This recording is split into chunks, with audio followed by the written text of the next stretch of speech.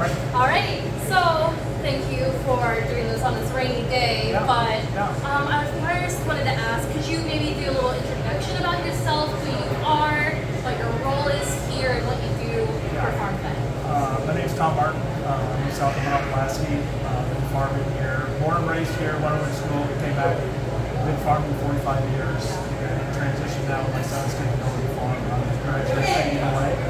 I got involved with FarmFED back in 2017 as we started community, trying to generate ideas about how we can help promote our community and do make economic development of the community. The Market on the Hill was the first phase of that with a grocery store, and we always wanted to develop a processing distribution type facility for local foods. I've been chairman of the organization since its inception in 2021. So I wanted to ask, how did you find the board members, or how were the board members elected for this? When we first became an entity, we became a co-op.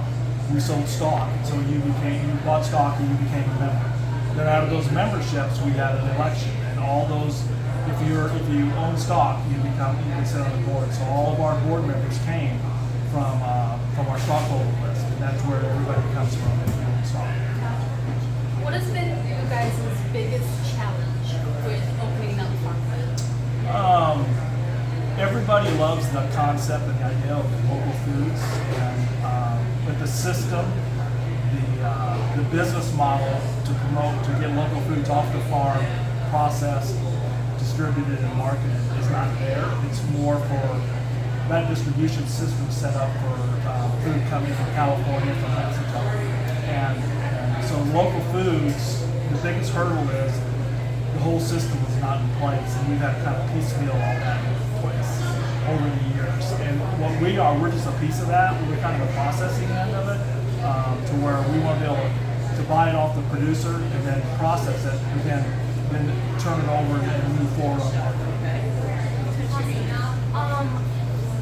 Sorry, we're doing a little interview in here, just so you know. It's okay, it's fine. Here, actually, I'm also going to take my recording device. Nope, it's off, it's dead. All right, I was going to just, as a backup, I like having backup on it.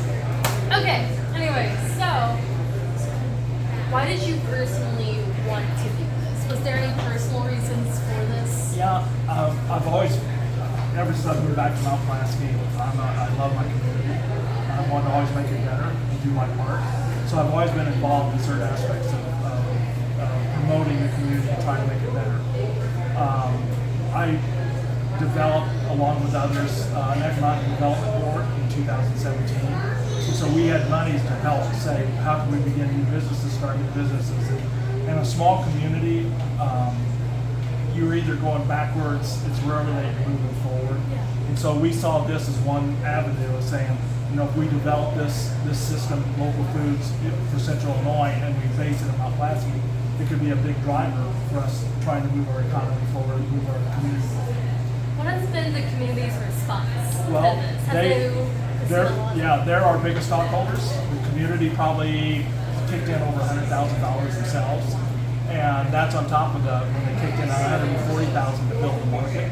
So they've been a huge supporter of this. They were instrumental back in 2019 when we had the EPA, the national EPA, came in and held a 2-day conference on local foods and how a community can get involved.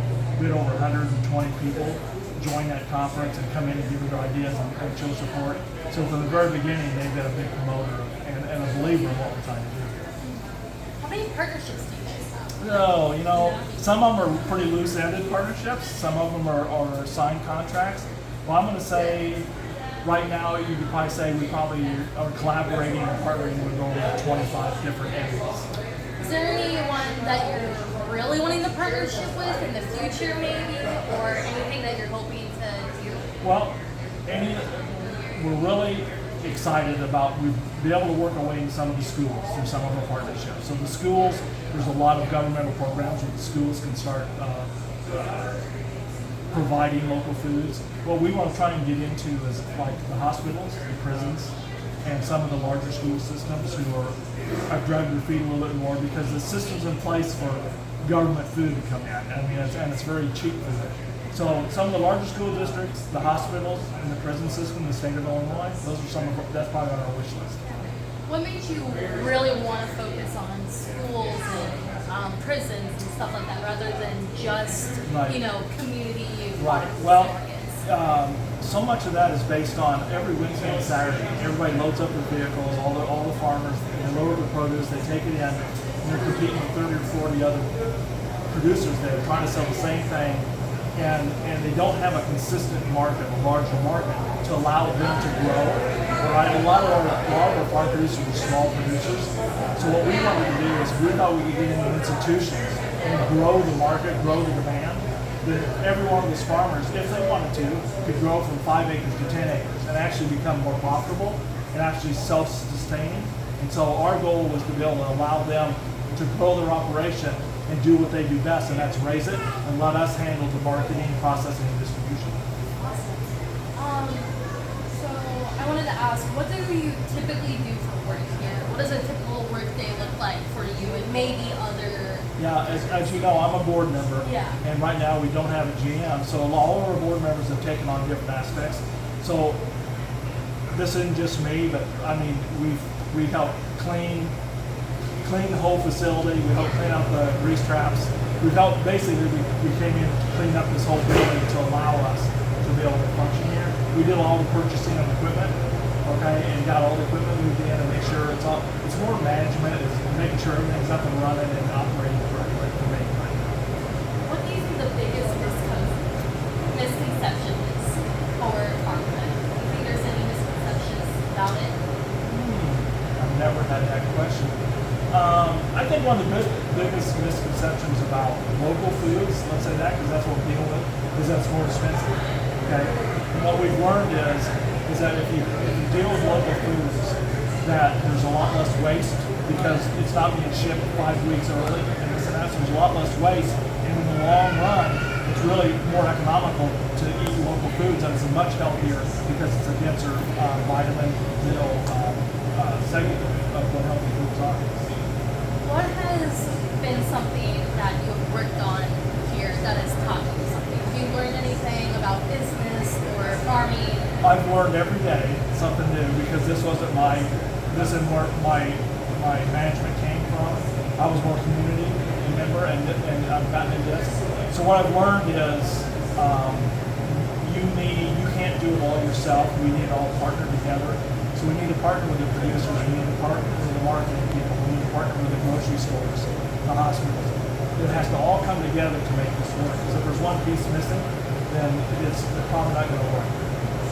What impact has FarmFED had on the community? Have you seen any impact? Well, I think the camaraderie, everybody's really excited about it. You saw tonight, a lot of people turned out. So a lot of people were excited about it. Because we haven't been able to run a business yet, but I think here, as we move into next year, we should actually start making product and selling it. We're going to be hiring people. We're going to have part-time people on staff. We're going to see activities here within the building. We've kind of helped renovate this building. We fixed our wall, we put a roof on. So in a way, we've kind of saved this historic building a little bit. So I guess initially, those are some of the things we've done that's positive. Have you had, or when you heard about the rain and saw it coming, were you feeling concerned about that? How did it affect you? Yeah, in fact, I love rain. Rain's a good thing for the whole area. Usually we love rain. So I think it brought us all together a little bit closer. What is your biggest goal for this year for FarmFED? Biggest goal this year for FarmFED is to make $25,000 in sales. That would be my goal this year. If money didn't matter and you just had all the funds, what are some things that you would do for that? I haven't dreamt much because I've loved it every day. I would say we'd probably build a bigger facility to be able to really service all essential needs. How have local farmers responded to this? Most farmers are grain farmers or corn, soybean farmers, so the majority of people really aren't that interested in it. I think our local producers who are producing vegetables and this and that are really excited because they see an avenue to be able to market somewhere where they haven't had a chance to work before. So if you talk to the local produce producers and grain and people who are making certain products, flowers and this and that, that are pretty exciting. Okay, yeah, I'll try to go fast. I appreciate All it. right. Was there any point that you thought that FarmFED wouldn't make it? November about 20th of last year, our board met and we were financially almost at the end of our rope, and we didn't have a general manager, and we either had to kind of reorganize ourselves and move forward, or we were going to shut the doors. So 6 months ago, our whole board raised their hand and said, "This is worth fighting for. We're going to try and move forward." And we had to do that. What are you most proud of? I'm most proud of the people that have supported us and stood behind us and encouraged us. We've brought a lot of people together from all over the state of Illinois who have a common cause of getting local produce and developing that process. So it's not an afterthought, it's actually part of our system. And so I'm most proud of that we're a small part of that whole system, and there are other people who are trying to make it happen. Alright, I'm wrapping things up. I wanted to ask, is there anything that you really want to tell the community? Anything that you really want to talk about? I just think that just pay attention in this next year that's going to go on here. I think we're going to do some wonderful things. We're going to get into some of our major hospitals and schools, and we're going to grow this industry, and we're going to make local foods, like I say, not an afterthought, but it's going to be in demand. Is what I think. Alright, thank you so much. I Yeah, appreciate it's a good this. interview. Thank Very you. good interview. I appreciate it a lot. Congratulations. Yep. Have a good one. Okay. Good luck tonight. The rest. Okay. Thank you.